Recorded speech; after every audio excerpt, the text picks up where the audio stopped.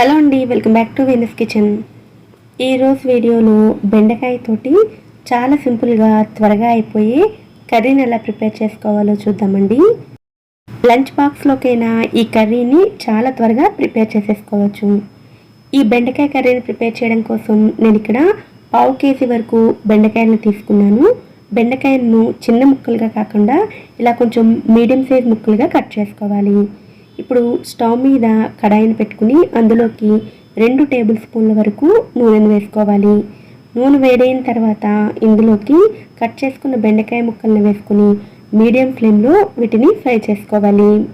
ముందుగా బెండకాయ ముక్కలను ఇలా కొద్దిసేపు ఫ్రై చేసుకోవడం వలన కర్రీ కూడా చాలా త్వరగా అయిపోతుంది. ఇలా ముక్కలన్నిటినీ సమానంగా ఫ్రై చేసుకున్న తర్వాత వీటన్నిటిని కూడా ఒక బౌల్లోకి తీసుకుని పెట్టుకోవాలి. ఇప్పుడు ముక్కలను వేయించుకున్న తర్వాత ఇందులో నూనె ఉంటుంది కదా, ఆ నూనెతోటి మిగిలిన కర్రీని ప్రిపేర్ చేసుకుందాము. ఈ మిగిలిన నూనెలోకి 1 టీ స్పూన్ వరకు జీలకర్రను వేసుకోవాలి. జీలకర్ర వేగిన తర్వాత ఇందులోకి ఒక మీడియం సైజ్ ఉల్లిపాయను ఇలా చిన్న ముక్కలుగా కట్ చేసుకుని వేసుకోవాలి.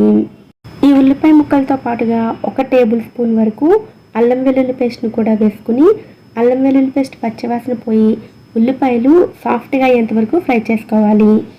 ఈ ఉల్లిపాయ ముక్కలు ఎంత బాగా ఫ్రై అయితే కర్రీకి అంత రుచి వస్తుంది.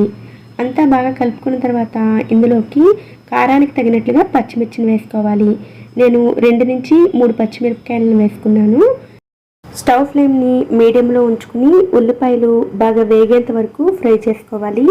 ఉల్లిపాయలు వేగేలోపు ఒక బౌల్ని తీసుకుని అందులోకి 1/2 కప్పు వరకు పెరుగును వేసుకోవాలి. ఇందులోకి కూర రుచికి సరిపడ ఉప్పు, 1/2 టీ స్పూన్ వరకు పసుపు, 1 టీ స్పూన్ కారం, 1 టీ స్పూన్ ధనియాల పొడి, 1 టీ స్పూన్ గరం మసాలా వేసుకుని ఈ పెరుగులో ఎక్కడ ముద్దలనేవి లేకుండా బాగా కలుపుకోవాలి. ఈ పెరుగు ఎంత సాఫ్ట్గా ఉంటే గ్రేవీ అంత స్మూత్గా వస్తుంది. ఇలా అంతా బాగా కలుపుకున్న తర్వాత ఇందులోకి కొద్దిగా వాటర్ని వేసుకుని మరీ గట్టిగా కాకుండా ఇలా కొంచెం పల్చగా మిక్స్ చేసుకుని రెడీగా ఉంచుకోవాలి. ఇప్పుడు ఉల్లిపాయలు బాగా వేగిపోయిన తర్వాత అందులోకి ఈ గ్రేవీని వేసుకుని అంతా బాగా కలుపుకోవాలి. మీడియం ఫ్లేమ్లో నూనె పైకి తేలేంత వరకు కూడా ఈ గ్రేవీని కుక్ చేసుకోవాలి. కూర క్వాంటిటీ ఎక్కువగా కావాలి అనుకుంటే మీరు ఇక్కడ టమాటా ప్యూరీని కూడా వేసుకోవచ్చు. నూనె ఇలా పైకి తేలిన తర్వాత ఇందులోకి ముందుగా ఫ్రై చేసుకుని ఉంచుకున్న బెండకాయ ముక్కలను వేసుకోవాలి. బెండకాయ ముక్కలను వేసిన తర్వాత 2 లేదా 3 నిమిషాల పాటు కుక్ చేసుకుంటే సరిపోతుంది.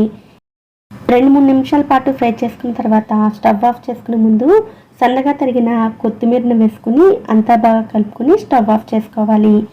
ఇలా ప్రిపేర్ చేసిన బెండకాయ కూరను కేవలం రైస్లోకి మాత్రమే కాకుండా రోటీ, పుల్కాలు లాంటి వాటిల్లో కూడా తీసుకోవచ్చు. ఈసారి బెండకాయతోటి కూర చేసేటప్పుడు ఈ విధంగా మీరు కూడా తప్పకుండా ట్రై చేయండి. ఈ వీడియో కనుక మీకు నచ్చినట్లయితే వీడియోని లైక్ చేసి ఛానల్ని కూడా సబ్స్క్రైబ్ చేసుకోండి. నోటిఫికేషన్స్ మిస్ అవ్వకుండా ఉండడం కోసం పక్కనే ఉండే బెల్ ఐకాన్ని కూడా యాక్టివేట్ చేసుకోండి. Thanks for watching.